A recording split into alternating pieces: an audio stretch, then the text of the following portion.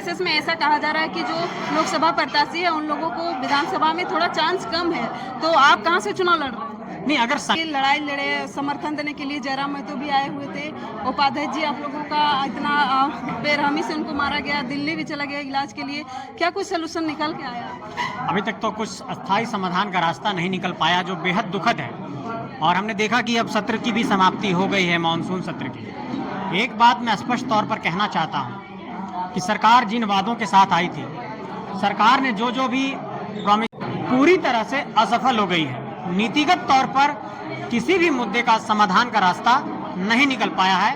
और सरकार जो नियुक्तियां जारी कर रही हैं, उन नियुक्तियों में स्थानीयता का आधार क्या होगा, नियोजन का आधार क्या होगा, झारखंडियों को प्राथमिकता कैसे मिलेगी, किस तरीके से क्षेत्रीय और जनजातीय भाषाओं को प्राथमिकता के आधार पर नियुक्तियों में शामिल किया जाएगा, किस तरीके से अनुबंध कर्मियों को अस्थायीकरण किया जाएगा, इन तमाम मसलों पर कोई समाधान का रास्ता नहीं निकला। और ठीक उसी तरीके से सहायक पुलिसकर्मी भी आज सड़क पर परेशान है। आप देखें कि विधानसभा के अंदर, सदन के अंदर कुछ दिन पहले यानी कल परसों ही जो विपक्ष के नेता हैं, विपक्ष के जो विधायक हैं बीजेपी के, वे लोग का कुछ वहाँ पे मामला चल रहा था, कुछ बातों को लेकर वे लोग वहीं पर आंदोलन कर रहे थे। उन लोगों को मार्शलों द्वारा सदन के बाहर कर दिया गया। तो इस सब चीज़ों को आप क्या सही देखते हैं? क्या सही में वहाँ पर ऐसा करना चाहिए या चुनावी मुद्दा है ये सब? नहीं, मीडिया के माध्यम से मैंने भी देखा कि उन विधायकों की ये मांग थी कि सरकार जो जो वादे किए थे, जो बात हम लोग कह रहे हैं, उस पर सरकार अपना जवाब प्रस्तुत करे। मुख्यमंत्री उस पर अपना सदन में, मुख्यमंत्री सदन के अंदर, सदन के पटल पर उस पर आधिकारिक तौर पर जवाब दें। तो मुख्यमंत्री महोदय ने उनको जवाब नहीं दिया, तो वो विधानसभा के अंदर ही बैठ गए थे। उसके बाद उनको निलंबित कर दिया गया था। तो मुझे ये महसूस होता है कि अगर कोई विपक्ष के लोग जवाब मांग रहे हैं सरकार के ही वैसे मसलों पर जो सरकार ने वादे किए थे, तो सरकार को जिम्मेदारी के साथ अपना उत्तरदायित्व समझते हुए, अपना लोकतांत्रिक उत्तरदायित्व समझते हुए वो जवाब देना चाहिए। जवाब दिए बिना ही उन लोगों को निलंबित कर दिया गया। निलंबन मुझे लगता है कि एक बहुत बड़ी कार्रवाई है, और एक साथ 18 विधायकों को सदन के अंदर से निलंबित कर देना मुझे लगता है कि लोकतांत्रिक प्रक्रिया में उचित नहीं है, क्योंकि उनकी मांग जायज थी। मेरे दृष्टिकोण से वो सरकार से जवाब मांग रहे थे कि आपने अनुबंध कर्मियों को अस्थायी करने की बात कही थी, उस पर क्या हुआ। तो ये जवाब तो सरकार से मांगा ही जा सकता है।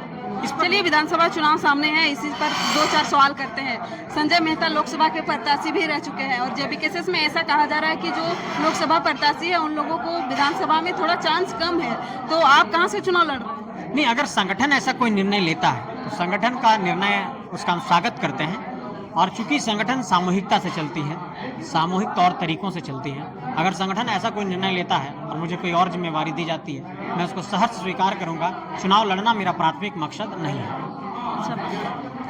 कुछ दिन पहले कोर कमेटी, केंद्रीय कोर कमेटी का जो सूची है वो जारी किया गया, उसमें आप लोगों का नाम नहीं था, लेकिन बाद में प्रोटेम, तो क्या कैसा देखते हैं इसको? जयराम में तो क्या अपने आप निर्णय लेके ये सब जारी करते हैं, आप लोगों को पूछा जाता है? संगठन की एक प्रक्रिया है, वो अध्यक्ष हैं, वो अधिकृत हैं निर्णय लेने के लिए, उनके निर्णय का स्वागत है। और संगठन को जिस तरीके से सामूहिक तौर पर आगे बढ़ाना होगा, हम मिल करके उसको आगे बढ़ाएं। देवेंद्र नाथ महतो दिल्ली से आ गए हैं, अब कैसा लग रहा है कि इन लोगों का जो केस हुआ था उस पर क्या कुछ हुआ, बेल फाइल हो गया? नहीं, मैंने डीजीपी को पत्र लिखा, आपने देखा भी होगा शायद। डीजीपी को पत्र लिखा कि उन पर जो केस मुकदमा किया गया है उसको हटाया जाए, ये केस मुकदमा जायज नहीं है। और उल्टा उनके ऊपर लाठीचार्ज हुई थी, देवेंद्र नाथ महतो ने पुलिस पर नहीं चलाया था, इसलिए अटेम्प्ट टू मर्डर का केस देवेंद्र महतो पर करना गलत है। और यही कहते हुए हमने सरकार को पत्र लिखा। अब देखते हैं आगे क्या होता है।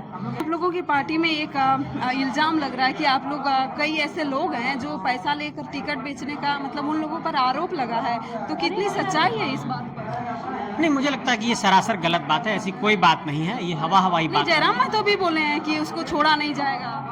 तो वो अगर वैसी कोई कार्रवाई करते हैं तो सहर्ष उनका स्वागत है। मुझे लगता है ऐसी कार्रवाई होनी चाहिए, अगर ऐसा किसी ने किया है तो बिल्कुल होनी चाहिए। लेकिन मैं कहूँगा कि तथ्य के साथ, सबूत के साथ, अगर ऐसा वो कुछ उनको उनकी जानकारी में है तो बिल्कुल वो करें, वो स्वतंत्र हैं क्योंकि वो अध्यक्ष हैं। जयराम महतो पहले कहे थे कि हम 2 सीटों पर चुनाव लड़ेंगे, फिर बाद में कह रहे हैं कि हम 3 सीटों पर चुनाव लड़ेंगे, और कहे कि एक हजारीबाग होगा, धनबाद और एक गिरिडीह का, तीनों लोकसभा में से एक विधानसभा वहाँ पर वो लड़ेंगे। तो क्यों ऐसा क्यों? नहीं, एक प्रत्याशी 3 जगह नहीं लड़ सकता है। एक प्रत्याशी लोकतांत्रिक प्रक्रिया में 2 ही जगह से चुनाव लड़ सकते हैं। उन्होंने ही कहा, मतलब तीनों में से शायद गिरिडीह, धनबाद और हजारीबाग बोले, तो तीनों में से शायद गिरिडीह अगर कट जाएगा तो धनबाद और हजारीबाग से कहीं लड़ सकते हैं। 2 जगह से एक प्रत्याशी लड़ सकते हैं, उनकी इच्छा है, वो अध्यक्ष है, लड़ सकते हैं, स्वतंत्र है।